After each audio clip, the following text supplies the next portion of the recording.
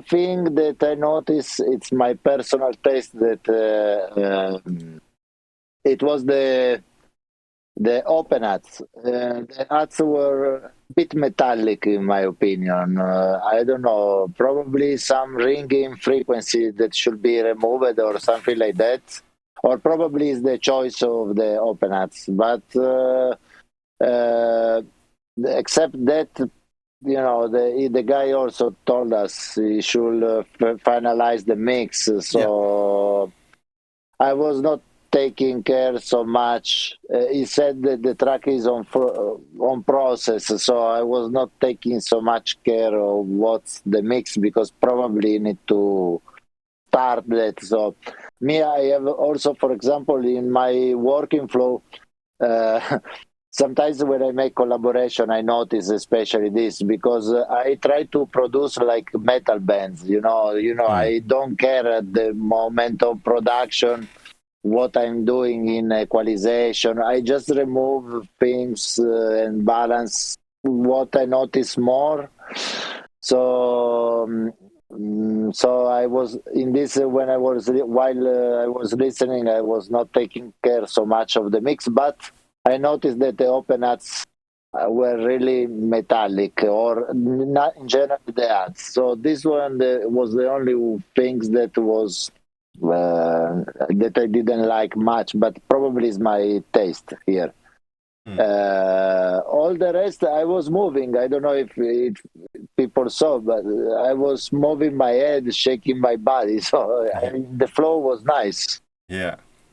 Yeah, I agree. The flow was really nice. I like the musical phrases and, like the mixture, like Alien Native said, nice blend of old school Goa sounds, old school and new school production. Yeah, no, Nikhil, last 15 minutes was, we were off, basically, like my internet gone. Well, maybe like 5 or up to maybe 10 minutes. I'm not really sure how long. Maybe I was just stressed and it was just quickly. But yeah, it just disappeared. My internet was just gone. I even thought that the dog ate the cable, and I went out and checked if the cable was okay, because it was completely gone. Bachita, ¿vas a entrar? No, no, no, Kuro. Yeah, if you saw my dog, you would also think about it because he's a bit of a beast. Um, but anyways, that was really nice track. Thanks for the submission. And wait, I think I have a couple more here. Your message, like, what the fuck? Yeah, the track was different from the first one. One was more, how do you say, question and answer between sounds. Mm. But this one was more fluent. All the leads were moving and staying and appearing and giving space to the other one. Yeah.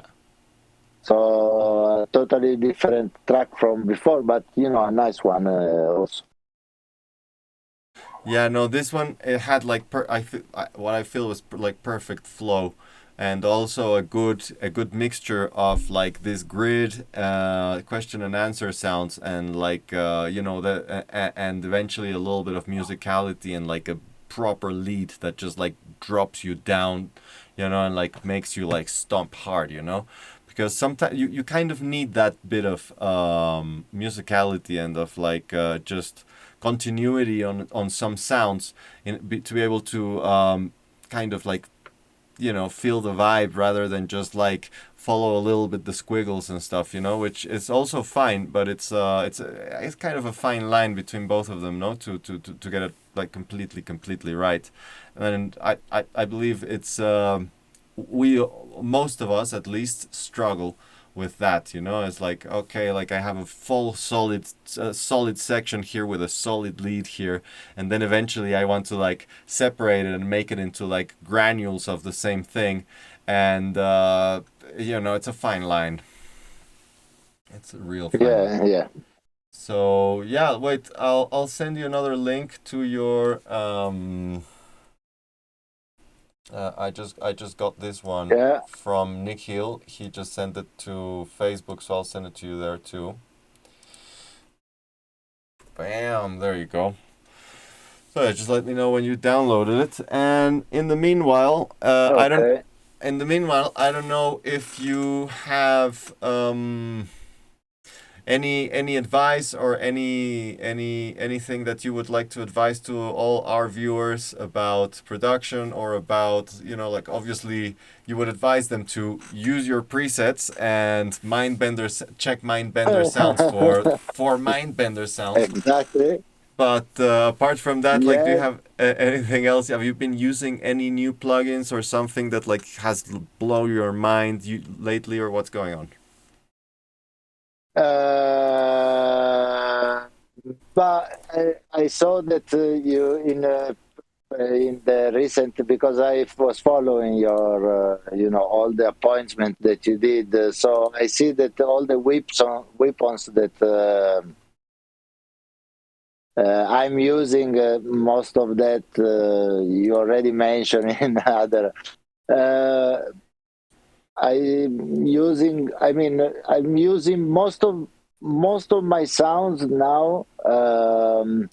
I'm trying to do it with the synths directly, and then in some cases I'm using things like glitch machines, Mm. or how it's called. It's Devious. Sorry, I have Infiltrator. Yeah, it's Infiltrator, I think. Infiltrator is amazing from Devious Machines. Yeah, it's really, really good. Yes, that one. Yes, sorry, I was my memory went off like your internet for a while. Yeah. But yeah, this is what I'm using a lot, because there are lots of effects. You can combine them in one machine. Yeah. And so it took me a while. I mean, in the beginning, of course, I did my excursus in using the presets and see what's going on. Now, I'm trying to build my own rack with that, and Yeah. it takes some time to make some complex stuff. But yeah, also the simple one, it's super effective. Glitch machine are more crazy and more difficult to control. Yeah. Normally, I use that one that I export stuff and then I chop it. Yeah. Yeah. But yeah, Davis machine, you can it can be part of your lead. I mean, it can be part of your synth. You don't need to chop it all the time. Yeah. I mean, So that one was Sorry. Keep going. what surprised me. Just I was saying. Yeah, no, Infiltrator, I've been using it a lot. And yeah, like you say, it's very stable. It's very stable, very easy, like not easy Yeah, well, it's very easy. Like it's super well made machine, and it's like the user interface is so well made. As opposed to glitch machines, which are, they're okay, like, but I mean, Dom from Devious Machines, he's a really, really good programmer, I think. And yeah, I mean, like, it's a musician's approach to plugin making. It's really like outstanding. And not just that machine, but he has a few others. Like, he has this one what's called Big Kick, I think, and this other what's it, like, Pitch Monster, I think. Like, I use those a lot. Like, the Pitch Monster is really, really cool for like granulizing stuff and like just churning sounds into like oblivion. Wait, let me see if my dog wants to come in. But yeah, I mean, the Infiltrator is one of the I mean, it should win some awards, man. It's one of the for best plugins I've seen in a while. yeah, I mean, for other effects or this kind of stuff. The other one, I mean, I'm lucky with Logic, but also with Ableton. I saw that they works. It's the Sign Vibes plugin, which are really fine. I mean, really useful for production. And the other one that I'm using a lot now for mixing is the Kush Audio. Push, I'm enjoying, yeah, Kush, like in Kush. smoke. Yeah, okay. Yes, I'm using Kush Audio for mixing. I mean, there is the Clariphonic, the DSB MK2, which is killer. The Electro DSB, it's an equalizer, which is killer. The Gold Plate, the reverb, amazing reverb. Wow. Long, you can put like 20 minutes of reverb and it's still clean. I'm exaggerating, 20 but yeah, minutes. the Gold Plate. No, it's no, I'm exaggerating, but it's a Obviously, yeah, really yeah. clean reverb. And the other one is the Hammer DSB, another equalizer. It's super. You can push them, and there is other plugin like they emulate transformer, like the Omega TWK. I mean, all the plugins from Kush Audio are really amazing. It was a big surprise for me. They work, native. Mm, You don't need other. There is no other card, but and they are emulation of the hardware that he started to make. Really, I'm surprised by that plugin because I have a UAD, so I was using lots of UAD plugin yeah. mixing while mixing. I removed a lot of them. Not I removed. I changed it because in the chain now, especially in the groups, I have lots of this Kush audio. It's like they give me weapons that are I don't know really useful for my production, and they are bright. I don't know. You can really push sometimes a lot of, and they are still clean. Mm, So it's a particular way how they develop the.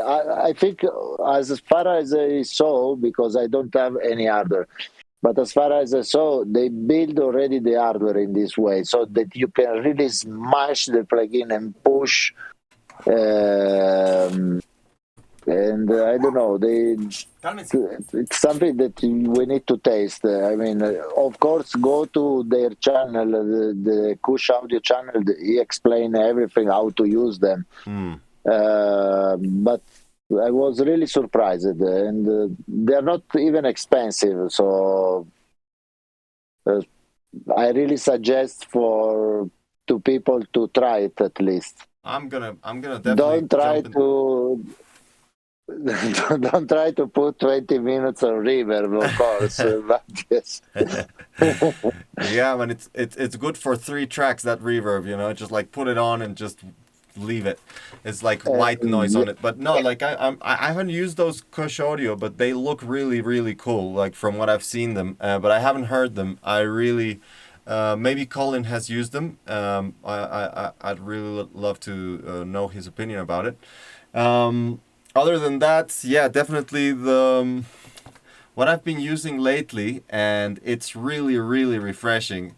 It's not even a plugin. It's a new DAW. Well, it's not even new. It's already on version 4.2, 4 point something. It's called Bitwig, and maybe there is some Bitwig yeah. enthusiasts here, but yeah, no, it's really really amazing. It's I mean, there are some things to be addressed. Like I don't fully understand some bits about like hardware integration and delay compensation on the DAW. But apart from that, I mean, it's fully modular. You can put like modulators on any one of their native plugins. You can use it has a like one thing that is called the grid, and it's basically a modular system all integrated in the plugin. It's I mean as a I'm not in the plugin, in the DAW.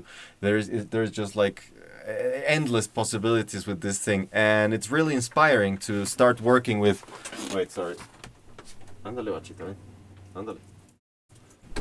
Sorry, man, my dog. I have to. There she is, bachita. Te portas bien, por favor. So, so yeah, it's really inspiring to start working with like a different engine, and like sometimes, obviously, you don't want to think about too much what you're doing, and you just want to be doing stuff and like be in the zone. But sometimes also like experimentation works in different ways, and trying new things like this DAW, for me it's been mind-blowingly inspiring. Um, Yeah, look, we had in Logic, I have the environment. I'm lucky.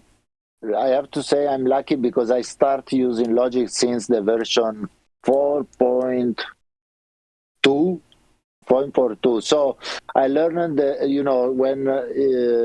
when it was everything hardware, there was not so much MIDI,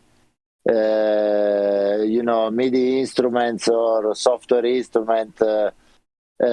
So I learned how to use the environment from Logic, and it's not the same of Bitwig, but it was kind of similar. Yeah, I think I saw that stuff from Bitwig for sure at training with the Braincell or Airspace. They are master with that software.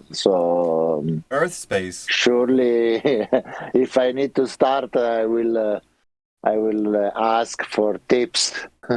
Yeah, I mean, I know the brain cell is like really, really, like you've been using it for a while. I didn't know Earthspace was using Bitwig.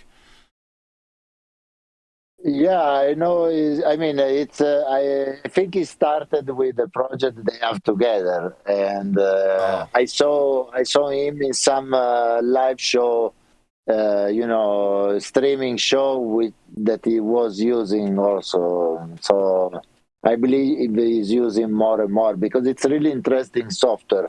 hmm. Mm, In my opinion, more than Ableton, and apparently even the engine is much better than Ableton. I like it more than Nothing bad Ableton. to say. Yeah, okay. I never tested, so I cannot say so much. But yeah, Ableton I'm using, but really for some stuff that I do, I export and then I bring back to Logic. Hmm. But yeah, I was thinking to a little change. But sometimes it's too many change. It's hard to follow with, especially nowadays with technology. Yeah, yeah, totally. I don't know. It's really complicated. But you don't have to change fully. Like obviously, I keep using Cubase because this is my go-to DAW from 2000. So it's been 20 years with Cubase. Yes. I know it back and forward. Well, not as good as Colin, but I know it kind of back and forward. And I don't really need to think about it. I just do stuff, and it's just like happens, and it's like whoa, well, like well, how did I do that? Like I don't really. I try not to think about it too much, but like some new tracks that I've been doing with Bitwig, or then like like sometimes when I'm working on like something different like electro, or like electro house, or like some other stuff, I like more the workflow with Ableton, or like right now like I'm definitely liking more Bitwig, and with like more loop based stuff is really nice to have this kind of like scene arrangement with the clips and stuff like that, and also just experimenting like you said, like you sometimes you don't want to finish the track, or you just want to experiment and make some sounds and do some like crazy stuff, and it's like for me right now it's like learning a new language a little bit, because you already kind of know how to I already kind of know how to make music, but to be like in a complete different environment is like, for example, when you start doing modular stuff with Reactor, it's kind of the same thing, no? Like it's you suddenly start thinking about different connections that you can do from here and there, and your brain gets a little bit like uh, rearranged a little bit with this. I really like that. Yeah, I totally agree with this. But yeah, I'm lost now with the Softube modular, and I started with VCV Rack, which is another, Yeah. tons of module. because I'm not ready to move to modular, but I started to buy a few synthesizer, semi-modular stuff. Yeah. The Arturia, um, I bought the Behringer Crave because I used it with my friend that was making techno. Mm. Then I bought the 2006, the gray one, which is a killer machine. It's the quality of Behringer, but it's for getting back to hardware and modular system. It's pretty fine because it has all module that you need. Yeah. And then I bought the Mini Brute, the Arturia, which is killer in terms of quality. So now I'm combining the two. Mm. For example, I'm using the modulation of the Behringer to modulate the Mini Brute, or if I make sounds with the Behringer, then I pass from the filter of the Mini Brute and then I record it. So I get more energy and information because if you the two you can really see the difference, especially when you record it. You just need to put one oscillator clean and the other one in the two machine, and you can really hear the Mm. difference between the two. Um, but it's not bad to have that Behringer in the studio because really, with the 500 euro, me I was a bit more lucky because I bought from a friend. But with 500 euro, you can have all kind of module that you need for making psytrance, and then Mm. you can combine with other machines. So now I'm lost. What I was saying, that I'm lost with VCV rack because sooner or later I think I will start buying a few modules. But with this machine, with these two semi-modular, you don't need to buy immediately lots of module. You can start with a few that you need to complete your system. Mm. I give you an example. For example, first of all I will buy something which is more an effect. So like an overdrive or distortion, something that can give me even more energy. Yeah, with preamplifier too. Or, for example, I want a quantizer so I can quantize the information from the sample and hold. So Mm. this is more modulation module. Yeah. And now I have different idea. It's when I started to go on modular grid, I said no,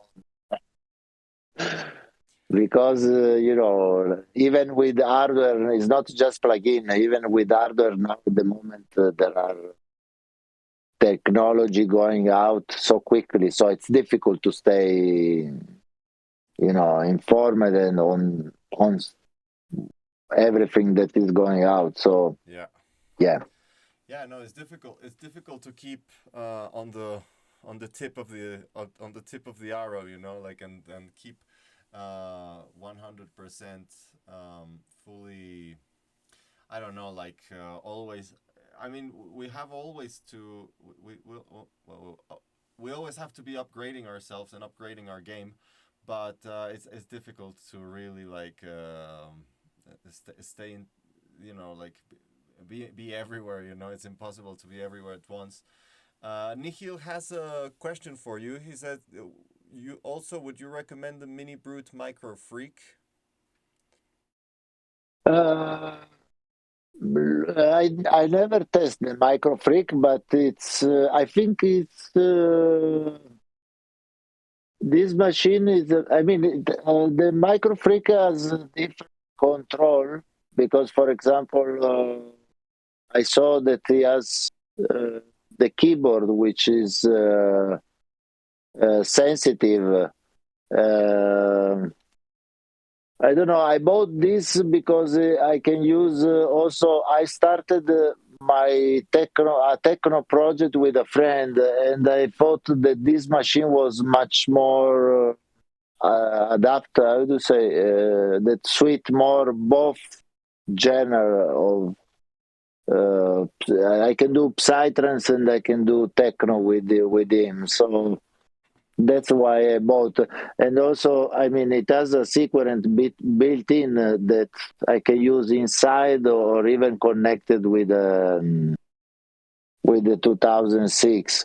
Uh, Honestly, I never tested the Micro Freak, but it's I. What I'm finding that all the Arturia machine are great in terms of quality. I mean, I'm really attached to the Arturia brand at the moment. I have an Impact drum. I have the drum Impact 2. I'm not using much for psytrance except recording some snare or loops, Mm. which I use as to fill the gaps or to give more groove. But I'm not making, for example, the kick. I tried several times to make the kick with for psytrance. It's not possible. I mean, I never reached the results. But for techno and working with other machine, it's something that it's really nice. So all the Arturia machine, I believe they have quality. Yeah. So yeah, probably I suggest also the microfreak. What I think is the best stuff is to have the possibility to test them. Sometimes I'm jealous of the German people, for example, here in because they have lots of shops, because they have lots of market with these hardware synthesizer or shops in Berlin or even in all Germany, Munich, Frankfurt. They have lots of musicians in terms of electronic music, while, for example, here in Italy, we have more rock bands or pop classical music. So in the store, you can see the difference in terms of culture. So sometimes I'm really jealous of the German because they really have lots of stores with the synthesizer, drum Oh machines, man. But and any kind of electronic. you can't you're still in Europe, you know, like it's like okay, Germans have like 100 and you have like well, maybe not in your little town, but I mean, you're still in Europe, so like you can always like ask and you're still like here in Mexico, there's nothing to go and test. Nowhere. Like maybe there's one shop like here and there like in Mexico City, but they're usually just like online. And like Yeah. this policy in Europe that you just like okay, you order something, oh, you don't like it, you can still return it 15 days later, you know, like and say like oh no, I don't want that. So this is something we never seen here in Mexico, and it's like this but yeah, like I agree. In other countries, is a little bit more open. But yeah, what I wanted to say, I mean, it's German especially. Yeah, I mean, I yeah, can see because there are lots of market. I mean, there are lots of musicians that culture yeah, since they are young. So, I mean, it's different that, okay, it's true. I can order that back. yeah. But Uh, in Japan, I've seen a lot of shops like this that you can just go. Well, maybe not a lot, but there is like yes. a few that you can go and try and test them out and like see what you want. Some even second hand shops where I got this Blofeld, or I don't know if you can see this, is like a vocoder. Yeah, I got it. But what I wanted to say, it's talking about Japan and about Microfreak. Masaya Spectrasonics has Microfreak, so I've used it, and Patrizio, I, I lost you for a bit. okay, yeah, sorry about that.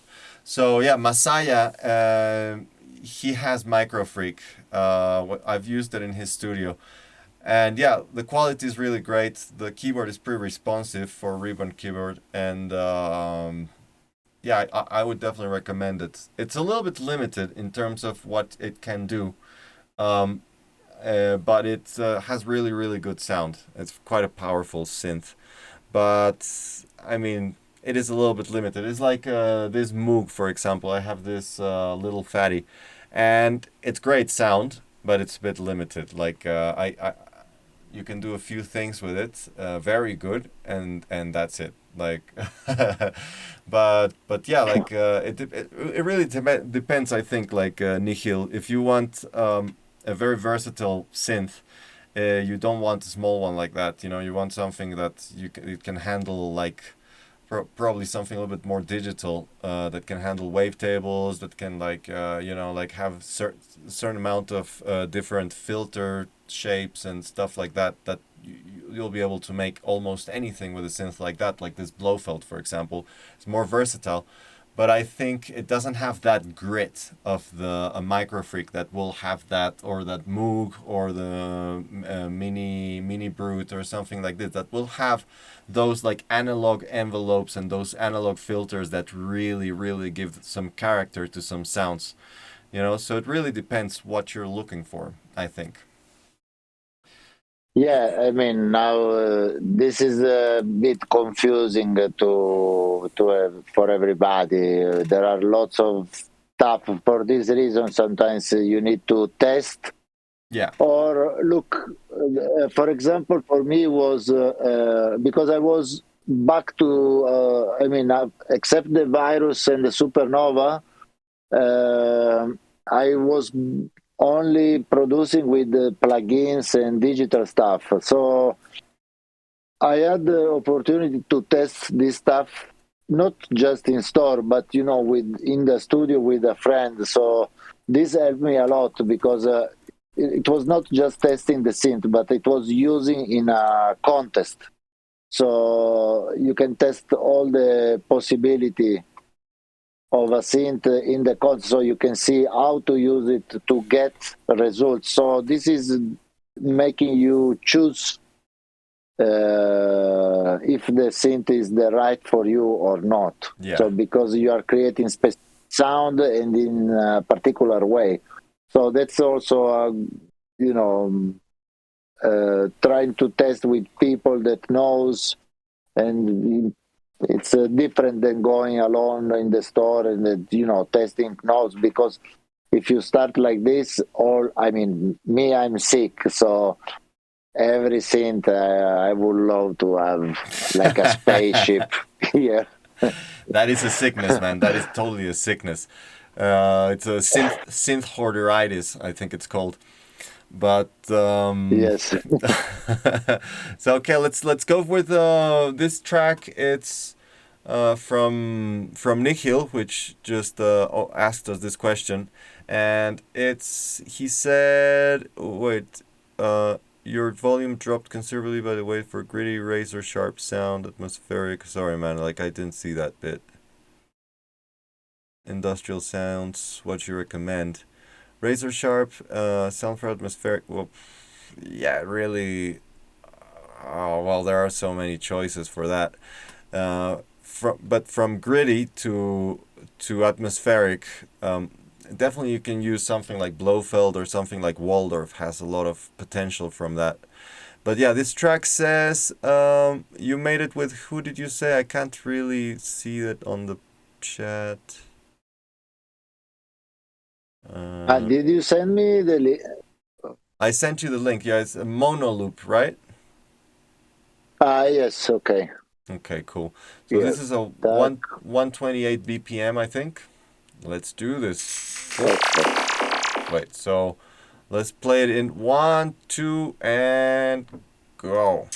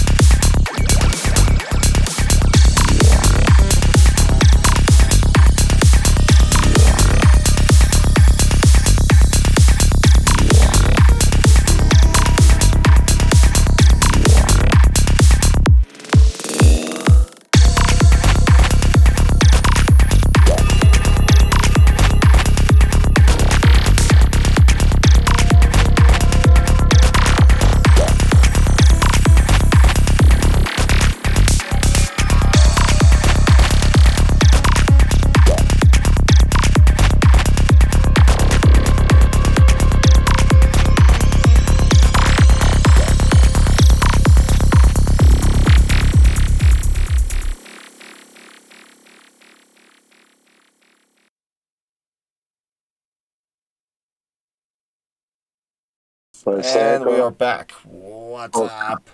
So yeah, that was pretty cool. Nice track, dude. Yes, but I didn't see it's also desert in this track. Yeah, yeah. He said it I was. really, yeah, he made in collaboration. No, the track is everything cool. The only part that was a bit maybe it's not finished is the break in the middle. I think around. Give me a second. Uh, yeah, around 4 minutes and 10, 4 minutes and 20 in that part. Right. Wait, So the only part where I will work a bit more is that one. For the rest, yeah, it's killer. I don't know, down tempo psy track. yeah, yeah. I like it, man. It's really cool. It's like Colin said, it's a really nice take on progressive psytrance. Um, it's done though, mastered. He says. I think the synth could be louder at the beginning. Okay.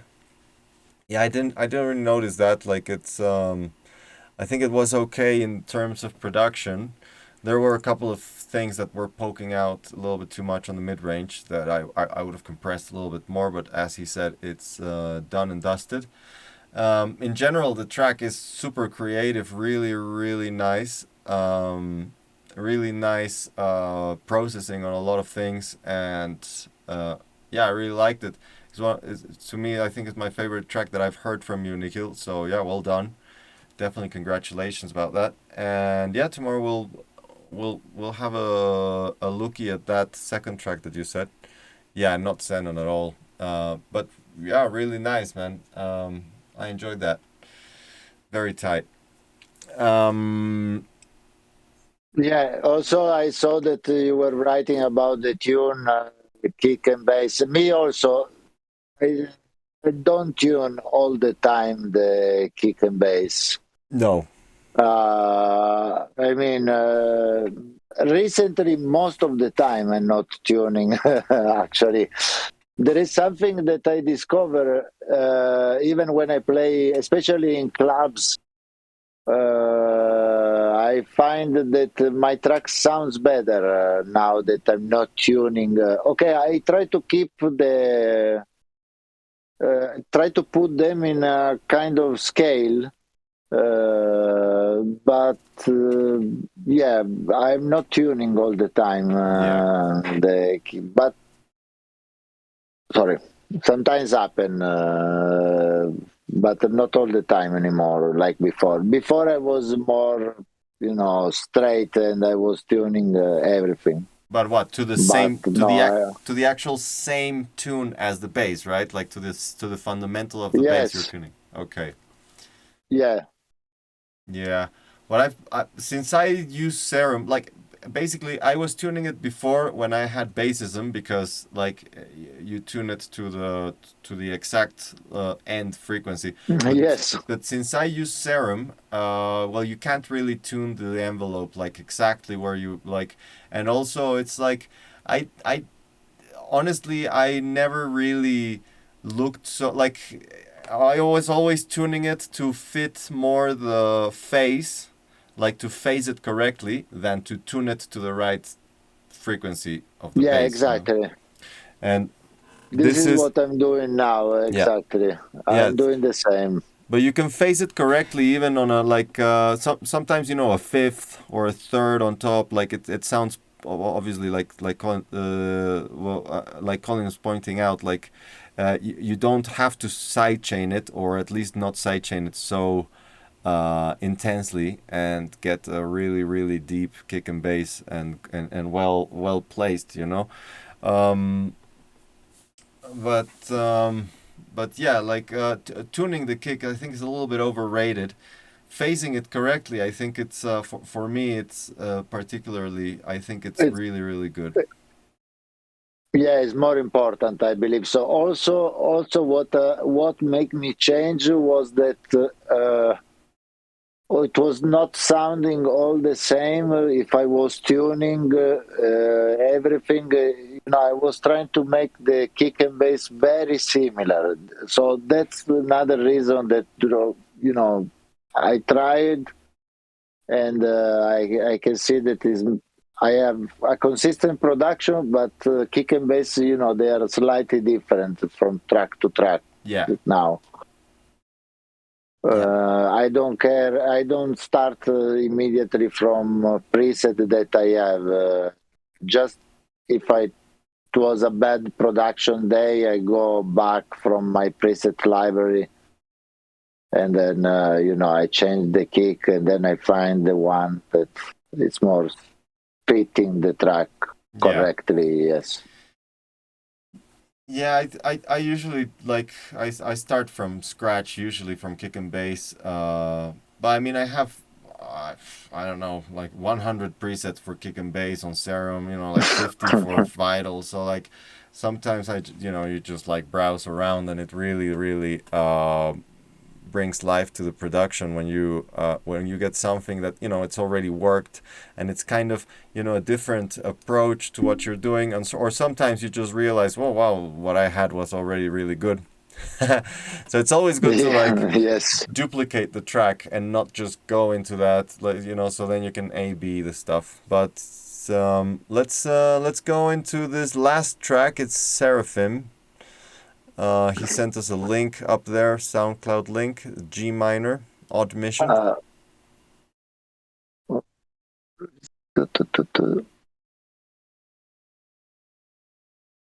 Just a few messages up top.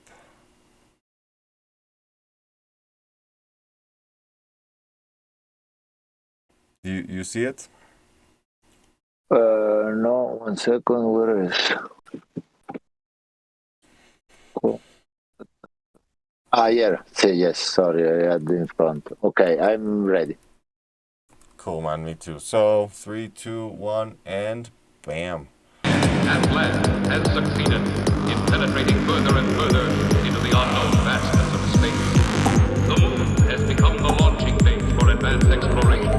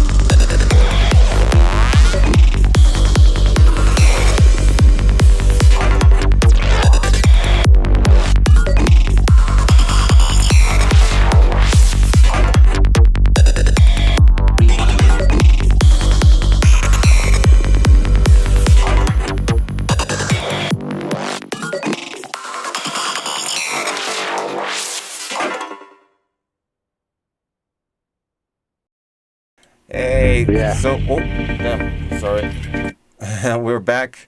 Sorry about that. Finding a place for all the side trans nerds. Yeah, welcome, man. So, what do you think, man? I'll let you start with this. What's happening? No, actually, we are lucky because I enjoyed, like Colin said, I enjoyed a lot the sound design. This is a track. It's question and answer. There is lots of. It's really rhythmical and really for the dance floor. And I really loved every single sound. I didn't find anything that was disturbing me. Mm, I mean, this is of the maybe the only thing uh, that it was so much technical. The track that is missing maybe some emotion or something like with a uplifter or something that brings up and down the track during the mm. during these 7 minutes of development. But all the sounds coming inside and replying to them, they are really discussing each other. It's Yeah, and really well done. I mean, so I mean, all tracks that we're listening here, they're pretty cool yeah, man. today. So, except the accident with the internet, everything is going really smooth, and I really enjoying the sounds of all. Yeah, Uh, yeah, this track, nothing to say at the moment. I mean, except that maybe some drama. I don't know how to say some emotion. At some point with and less question and answer sounds. Maybe more long stuff. yeah, yeah. Uh, I really like it. I think it's very detailed synth work and the music, like the phrases, the grid phrases and all these like questions and answers are really, really well made. Like I really enjoyed that. One part that I think it's the acoustics probably of on that particular space. Um, the the track production is good. Like everything is balanced, but it's balanced with a big dip around the mid range. Yeah, the mid range of the whole thing. It's yes, quite dipped down. yes, yes. Yeah, Okay.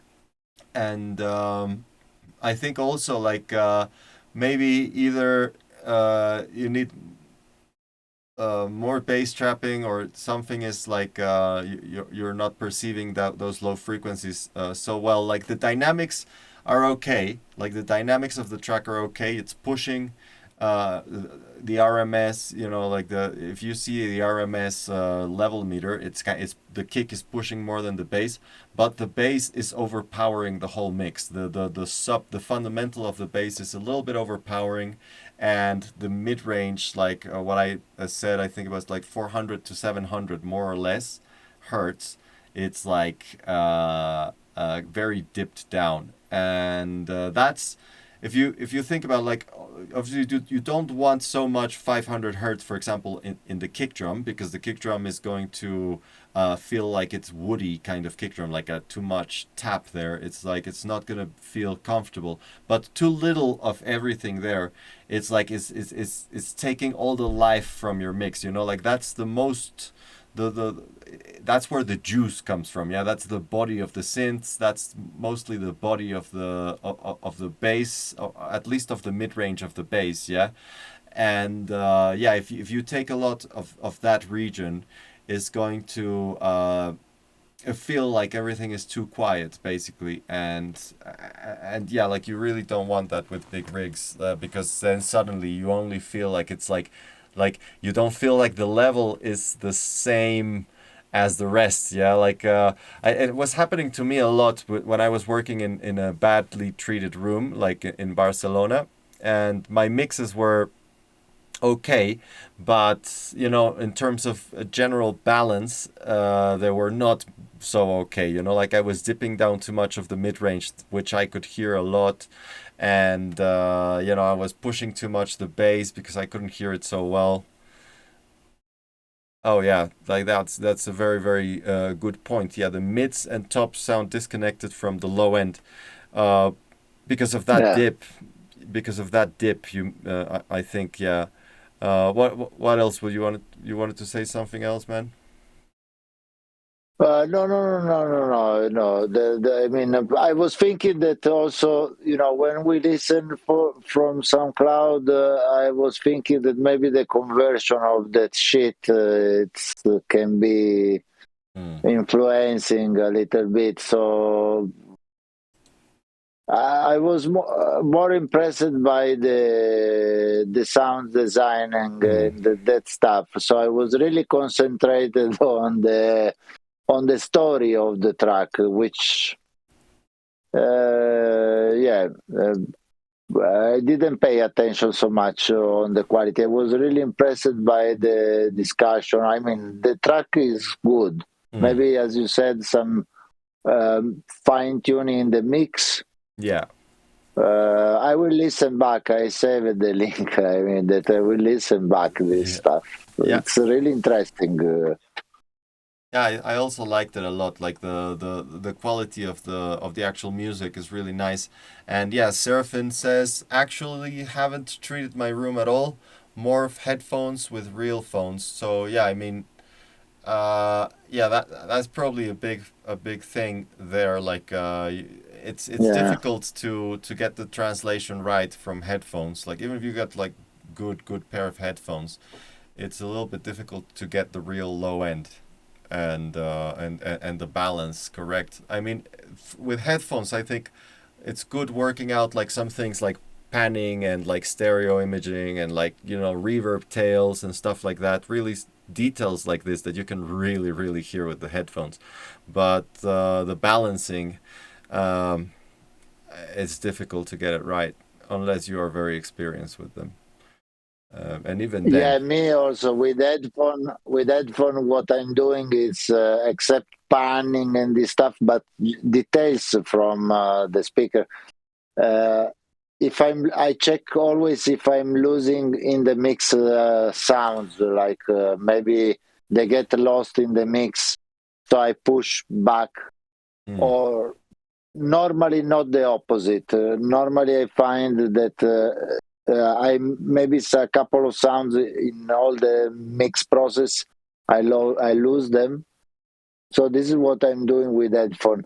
But yeah, as you said, it's really hard to translate with. I know just a few people that knows how to do, or probably they learn so much from the speaker. They get this system, when they mix into the headphones, mm, and they have kind of their own reference. So this is why they know, I think, how to translate with headphone.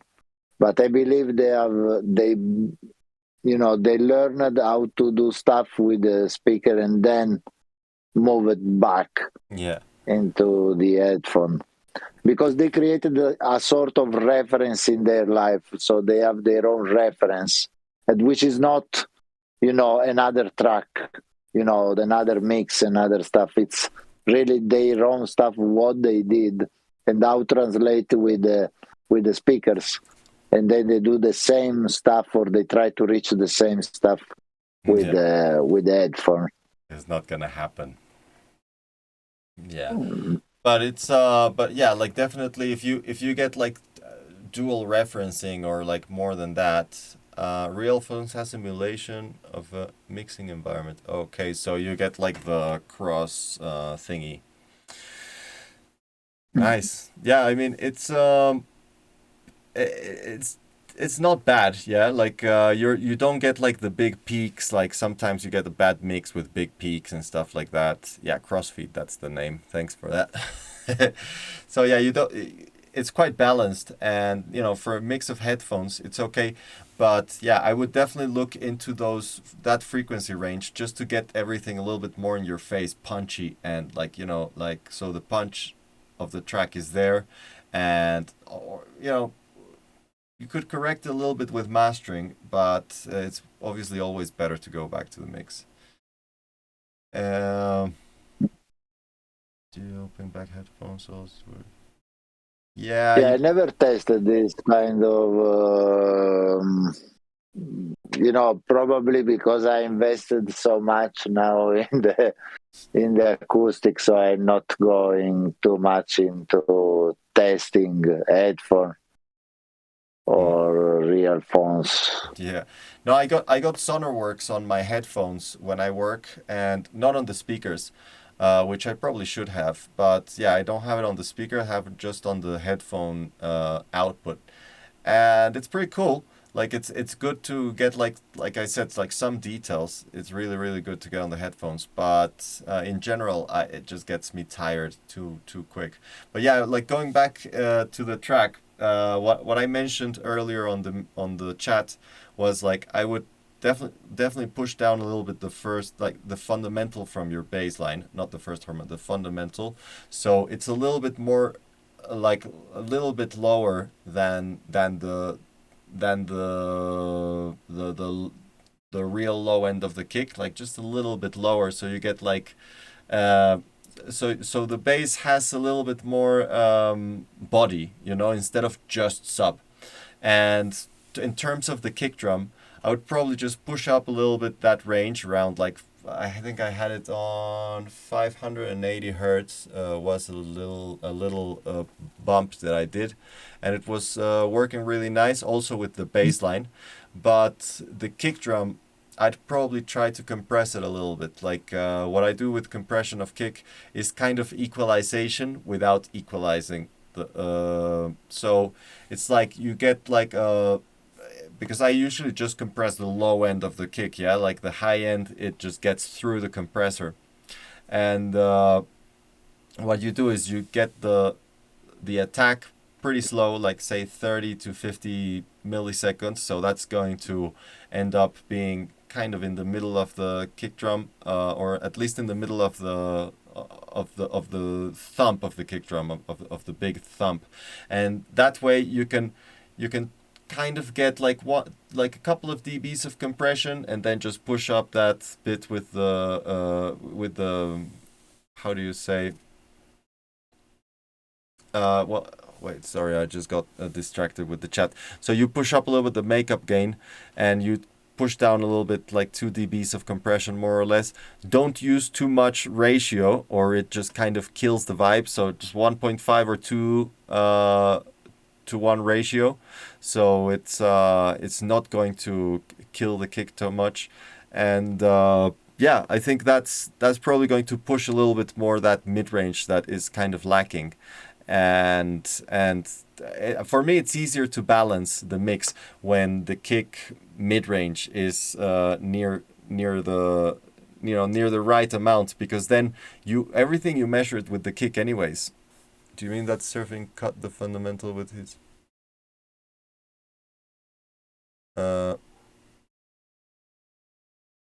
yeah, he can cut the fundamental with high pass, or just dip down, or you can, if it's still on the synth and it's something like a wavetable FFT, you can just turn it down on the FFT, on the fundamental on the FFT.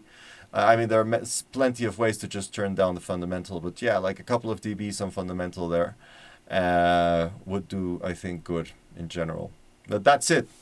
I think it's really nice. And what? Who is? Yeah, that's him. Haven't gone around getting room mastered. Invested too much in the launch of my platforms. Did Steve speak? Yeah, he didn't speak about it. He didn't talk about it with me, man. Sorry. I'll ask him later when we, well, in a minute when we hang up here. But yeah, I just wanted to say, man, thank you so much for coming, Ale. You're really, really. I really enjoyed this time. I'm sorry about the internet problems. I hope it doesn't happen again. No, No, don't worry. I mean, I think this stuff happen. Uh, I was afraid about my because this studio is a bunker, so I was afraid that I was the problem. So yeah, it didn't happen to me, but yeah. No, it was my problem. Yeah, it was my internet just completely died. And first I was like, oh man, Ale went out. Like Ale's internet is gone. And then I saw my Wi-Fi. I was like, oh shit, it's my internet shit. So I just run upstairs. Yeah, this is what.